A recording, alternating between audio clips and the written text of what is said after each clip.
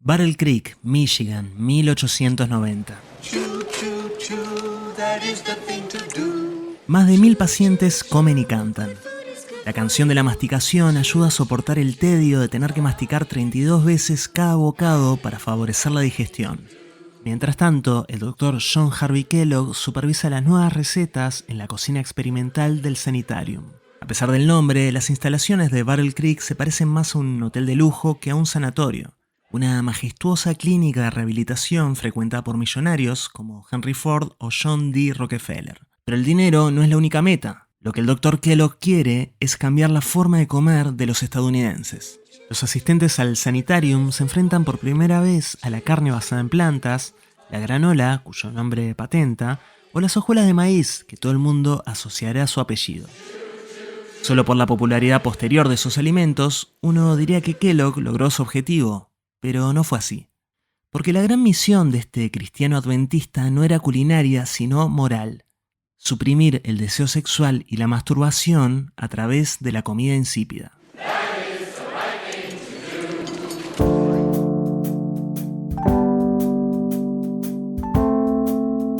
Bienvenidos a Gastropolítica. Soy Maxi Guerra y este episodio llega a ustedes gracias a Vermut Flores. El vermut uruguayo que se ganó un lugar entre los mejores del mundo, reconocido en el top 100 de Wine Enthusiast y que ya se disfruta en tiendas y barras de México, Estados Unidos, Brasil, Ecuador, Australia y Nueva Zelanda. Pronto se sumará Colombia, Paraguay y España, así que vayan actualizando el mapa vermutero siguiendo la cuenta @vermutfloresuy y descubran qué tan cerca están de probar sus 3 variedades elaboradas a partir de vinos Albariño y Tanat, la cepa emblema del Uruguay. Ahora sí, el episodio de hoy. El Dr. Kellogg no quiere que te toques. El escritor Andrés Barba coloca al arquitecto valenciano Rafael Guastavino frente al paisaje neoyorquino. Es 1881, acaba de llegar desde España sin hablar inglés y la ciudad no lo impresiona, más bien lo contrario. No se trata del skyline que todos podemos imaginar, sino de otra Nueva York. Guastavino la ve como una gran jaula de pobres y desdichados venidos desde el otro lado del mundo. Un infierno urbano coronado por edificios horrendos. En la nota que abre su libro Guastavino y Guastavino, el autor nos recuerda un aspecto elemental de la narración histórica. No importa cuán bien documentado esté un texto, toda biografía es inevitablemente una ficción.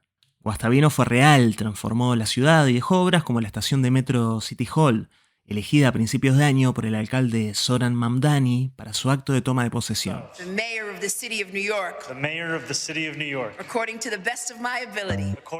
Ahora bien, ¿qué pensaba realmente Rafael Guastavino cuando llegó a Nueva York y recorría con la mirada aquellos edificios tan lamentables? Andrés Barba juega con eso y nos dice, tratemos de imaginarlo teniendo una especie de epifanía doméstica. Guastavino, escribe, comprendiendo de pronto que ese país al que ha llegado sencillamente no tiene arquitectura porque no tiene historia, que hablando con propiedad la arquitectura no existe, que lo único que hay es un puñado de edificios y estructuras reducidos a su condición más elemental, unos cimientos, un techo, 4 o 5 ventanas, porque la gente tiene que dormir y comer y reunirse, formas robadas de Europa como animales arrastrados a la fuerza hasta un zoológico a miles de kilómetros de distancia. Si hiciéramos el mismo ejercicio, pero colocando a Guastavino o a cualquier otro personaje frente a una mesa estadounidense, seguramente llegue a la misma conclusión, pero ya no sobre la arquitectura, sino sobre la comida.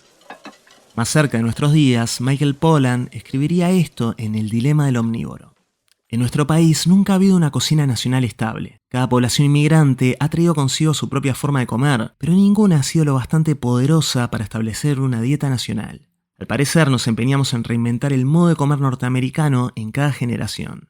Esto podría explicar por qué los estadounidenses han sido presas tan fáciles para las modas alimentarias y dietas de toda condición. El gran ejemplo que se le viene a la cabeza a Pollan es el de John Harvey Kellogg. From Kellogg's Corn Flakes to Kellogg's Battle Creek, Michigan. Si su apellido no suena tan familiar es por uno de sus inventos, cuya patente número 558.393 lo llevaría a ser incluido en el Salón de la Fama de Inventores estadounidenses.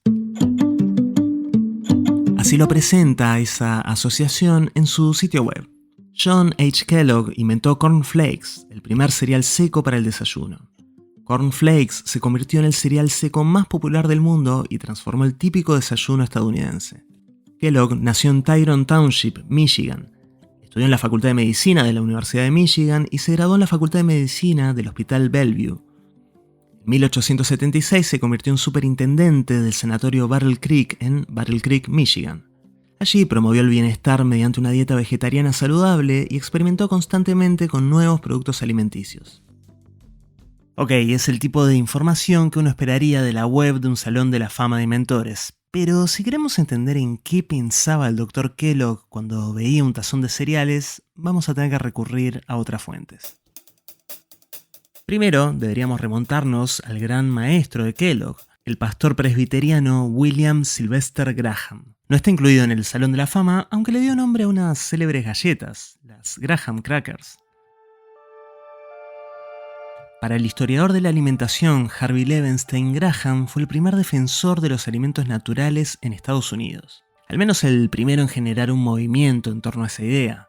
Los grahamitas fundaron las primeras tiendas de alimentación natural en varios puntos del país para poder vender la llamada harina Graham, base de las galletas Graham, un tipo de harina integral sin tamizar, refinar o blanquear. En la década de 1830, el pastor comenzó su cruzada contra el pan blanco. Graham advirtió, escribe Levenstein, que el Señor había ordenado comer trigo solo en su forma natural, sin adulterar con los granos enteros. Hornear pan con harina blanca, decía, lo torturaba hasta llevarlo a un estado antinatural. Los otros grandes pilares de la cruzada del pastor Graham eran el vegetarianismo y la abstinencia alcohólica y sexual. Como señaló en su texto de 1848, una conferencia para los hombres jóvenes sobre la castidad, consumir una cena de bistec con vino podría aumentar la excitabilidad de los órganos genitales y conducir a todo tipo de horribles excesos sexuales. ¿Qué cosas entraban en la categoría de excesos? Pensamientos lascivos, sueños húmedos, sexo fuera del matrimonio, sexo dentro del matrimonio pero sin la intención de procrear, y el mayor de los males, la masturbación.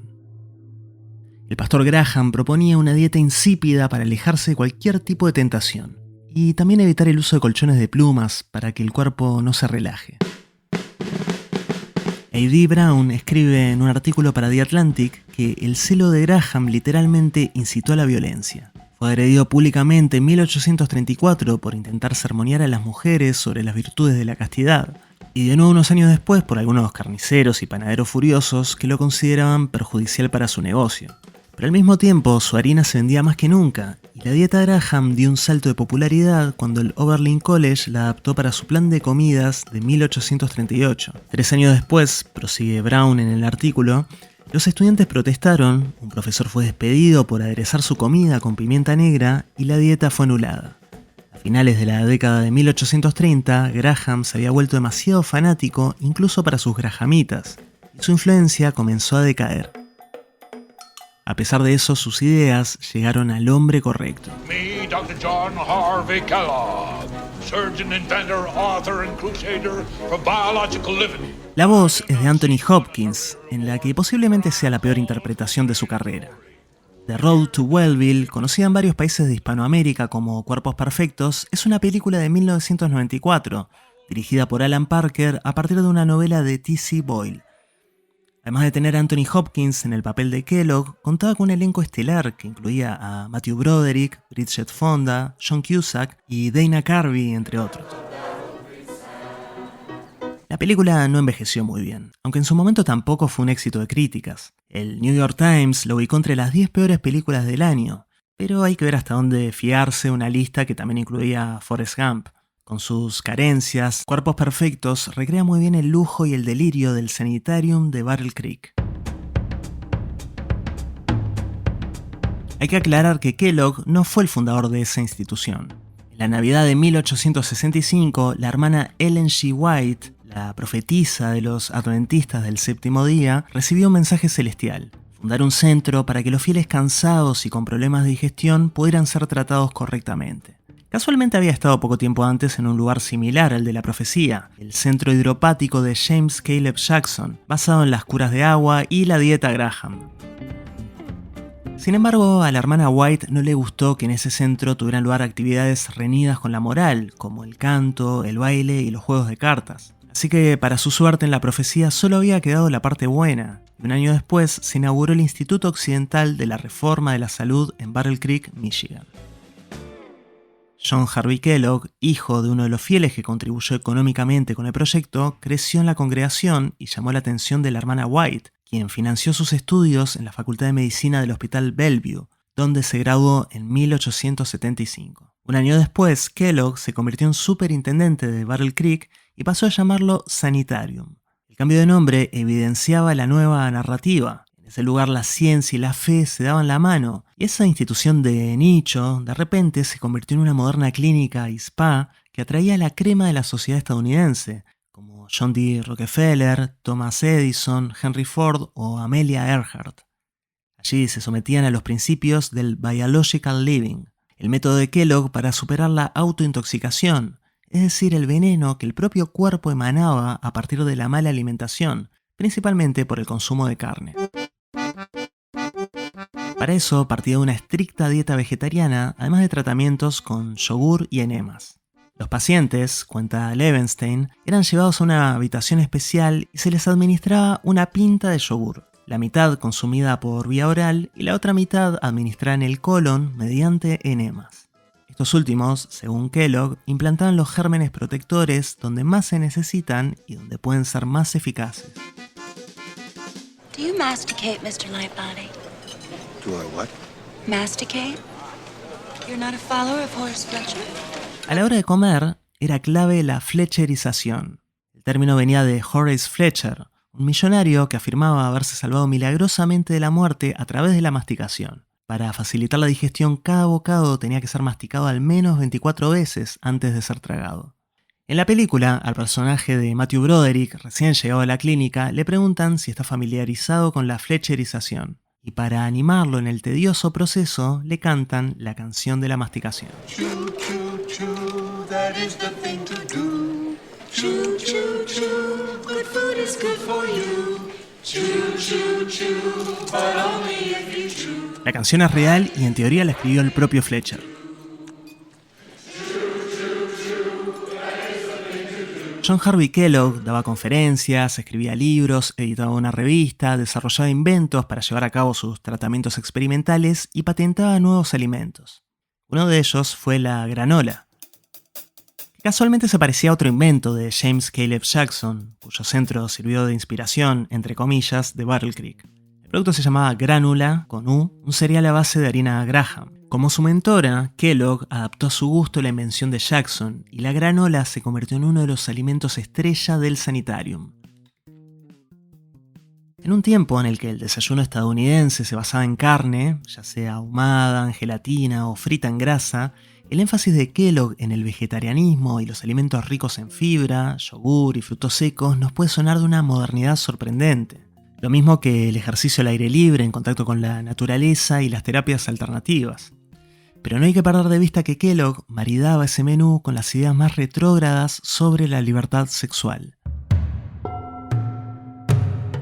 Para evitar la masturbación en los jóvenes, recomendaba atarles las manos o cubrir los órganos sexuales con una jaula. También señala en su libro de consejos para jóvenes y adultos de 1876 que un remedio que casi siempre da buenos resultados en los jóvenes es la circuncisión. Esto es una cita textual. La operación debe ser realizada por un cirujano sin anestesia, ya que el breve dolor que acompaña a la operación tendrá un efecto beneficioso para la mente, especialmente si está relacionado con la idea de castigo, como bien puede ocurrir en algunos casos. El dolor que persiste durante varias semanas interrumpe la práctica y si no se ha arraigado demasiado previamente, puede olvidarse y no reanudarse. En el caso de las mujeres, sus recomendaciones eran igual de brutales. Cito a Kellogg. En las mujeres, el autor ha descubierto que la aplicación de ácido carbólico puro en el clítoris es un excelente medio para calmar la excitación anormal y prevenir la recurrencia de la práctica en aquellas cuya fuerza de voluntad se ha debilitado tanto que la paciente es incapaz de ejercer un autocontrol total. Pero la idea era no llegar a esos extremos. Si la dieta era insulsa, nadie iba a tener pensamientos inmorales. Con ese fin nacieron las hojuelas de maíz. Kellogg estuvo obsesionado durante años con una variante rápida de las gachas o papillas calientes para el desayuno. Lo logró por accidente junto a su hermano Will.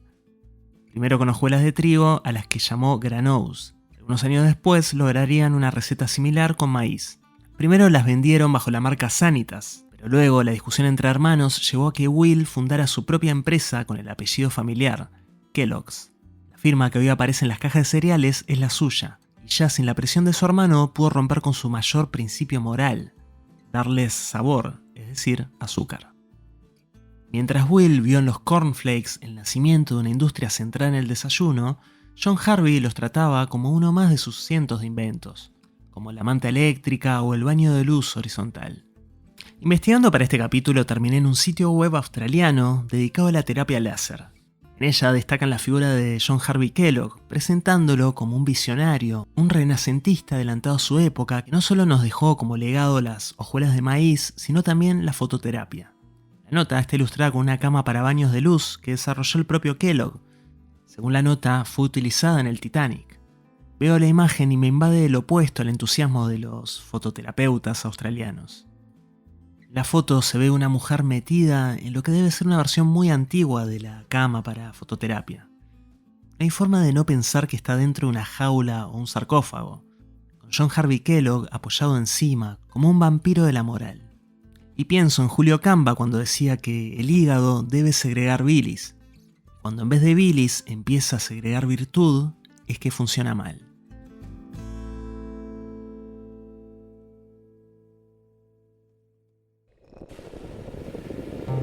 Gastropolítica es un podcast escrito, narrado y editado por Maxi Guerra. Pueden suscribirse al canal y activar las notificaciones para no perderse los próximos episodios de la nueva temporada.